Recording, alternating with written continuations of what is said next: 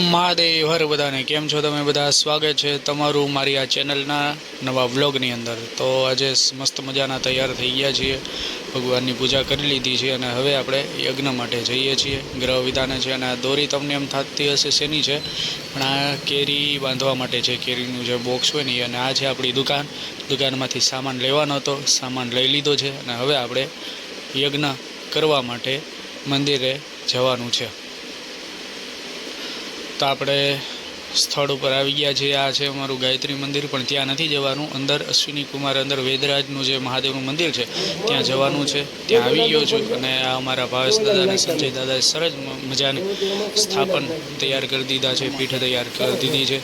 હવે જે આગળની જે કાંઈ પૂર્વ તૈયારી છે, પૂર્વ તૈયારી હું કરવા માંડું જલ્દીથી। પૂર્વ તૈયારી બધી થઈ ગઈ છે અને સ્થાપન પણ મસ્ત મજાના ભાવેશ દાદાએ સંજય દાદાએ મસ્ત મજાના કરી દીધા છે। હવે અહીંયા આપણે પૂજાની શરૂઆત કરી દીધી છે, પૂજાની શરૂઆત કરી દીધી છે। દરેક દેવ દેવતાઓનું આહવાન પૂજન થઈ ગયું છે, પુણ્યવાચન કર્મ પણ અહીંયા પરિપૂર્ણ થઈ ગયું છે।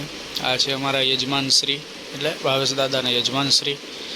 અહીંયા બધું જ કર્મ, પુણ્યવાચન, ભગવાનનું પૂજન, આહવાન, દરેક સ્નાન, દરેક વસ્તુ પરિપૂર્ણ થઈ ગયું છે।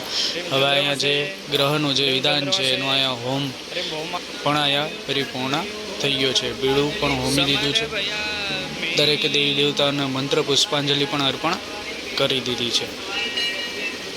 અને હવે આપણે યજમાનના ઘરે ભોજન માટે હું ભાવેશ દાદા સંજય દાદા અમે ભોજન માટે જઈએ છીએ યજમાનના ઘરે જ।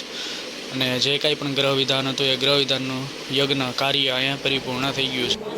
અને હવે અત્યારે અન્નપૂર્ણા મહાદેવની કૃપાથી અમે હવે અત્યારે બપોરનું ભોજન લઈ અમે અમારા ઘરે જઈશું। પણ ઘરે જતાં પહેલાં મારે કેરી લેવા જવાનું હતું, પણ એ જે ભાઈ છે યજમાનશ્રી કીધું હું તો ઘરે આવી ગયો છું અત્યારે બપોરના, એટલે હવે સાંજે આવજો। એટલે હવે આપણે ફરી પાછું સાંજે કેરી લેવા જવાનું છે અને આપણે ઉપડી ગયા છીએ કેરી લેવા માટે। સાંજનો સમય થઈ ગયો છે અને બસ હવે સીમાળા નાકા કેરી લેવા જવાનું છે। કેરી આવી ગઈ છે, આ જો કેરી તાલાળાના ગીરની બામણસા ગામની પોતાના જે ફાર્મ છે એ ફાર્મમાંથી બગીચામાંથી પ્યોર ઓર્ગેનિક કેરી છે।